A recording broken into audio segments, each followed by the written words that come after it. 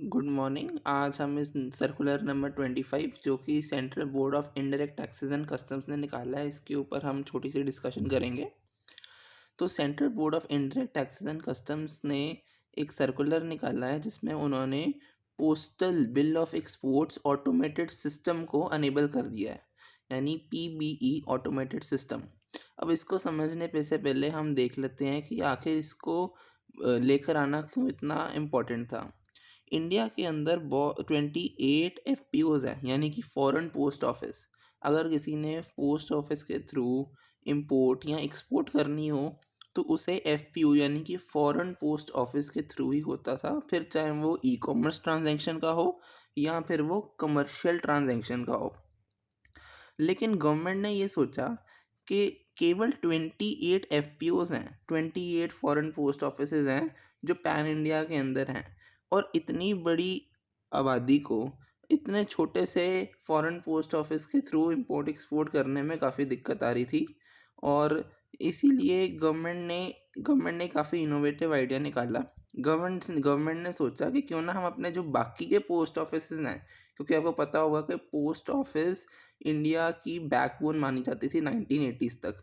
Post office का network pan India है। आप किसी भी शहर, कोई ऐसा रीजन नहीं मेरे को लगता है शायद होगा जहाँ पोस्ट ऑफिस ना हो। तो गवर्नमेंट ने एक इनिशिएटिव शुरू किया जिसके थ्रू वो पोस्ट ऑफिसेस को एफपीओस यानी कि अपने जो पोस्ट ऑफिसेस हैं उनको फॉरेन पोस्ट ऑफिसेस के थ्रू कनेक्ट कर देंगे।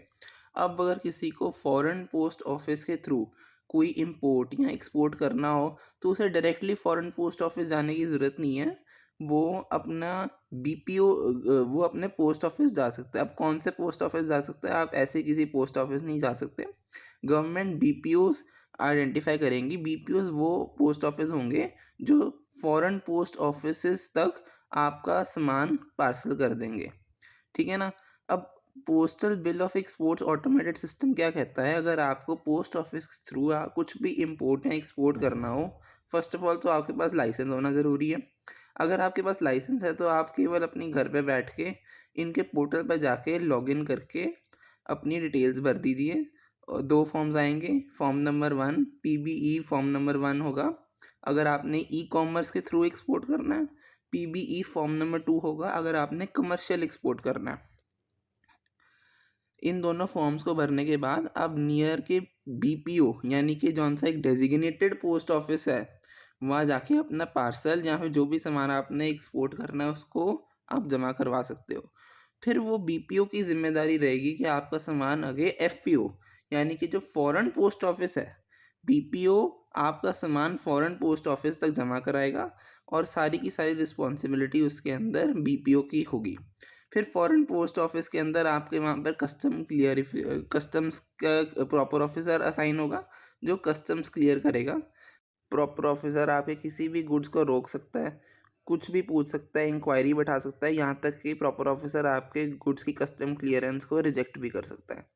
और आप एक और बात याद रख लीजिए, जैसे आजकल एक्सपोर्ट करने के लिए काफ़ी ज़्यादा एक्सपोर्ट इंसेंटिव क्लेम दिए जाते हैं। फॉर एग्जांपल गवर्नमेंट प्रमोट करती है, गवर्नमेंट प्रमोट करना चाहती है एक्सपोर्ट, तो गवर्नमेंट बहुत सारी स्कीम्स चलाती है। आपको इनकम टैक्स के अंदर रिबेट्स देती है, कई बार आपको सब्सिडी भी दे देती है। तो अगर आप एक्सपोर्ट के रिलेटेड कोई भी सब्सिडी क्लेम कर रहे हैं तो आपको वो सब्सिडी तभी मिलेगी जब आपका वो सामान कस्टम से क्लियर हो जाएगा, ठीक है जी। तो जैसे ही कस्टम से प्रॉपर ऑफिसर आपका एफपीओ का आपका कस्टम से सामान क्लियर कर लेगा, आप उस एक्सपोर्ट की सब्सिडी के लिए भी गवर्नमेंट को अगर आप मेरा व्यू पूछोगे तो ये काफ़ी अच्छा कंसेप्ट है जो गवर्नमेंट ने इंट्रोड्यूस किया है एक्सपोर्ट की प्रमोशन के लिए। अक्सर देखा जाता है कि एफपीओज यानी कि फॉरेन पोस्ट ऑफिस के बाहर काफ़ी रश होता है, मिसमैनेजमेंट बहुत ज़्यादा होती है। तो जब और जौन से बीपीओज हैं वो खुद डील करेंगे एफपीओ से तो मेरे ख्याल से मिसमैनेजमेंट थोड़ी कम होगी। और क्योंकि मिसमैनेजमेंट कंप्लाइंस कॉस्ट कम होगी तो किसी भी कंट्री के एक्सपोर्ट बढ़ने की आशंका ज़्यादातर बनी रहती है। तो ये छोटा सा सर्कुलर था। Thank you. जय हिंद, जय भारत।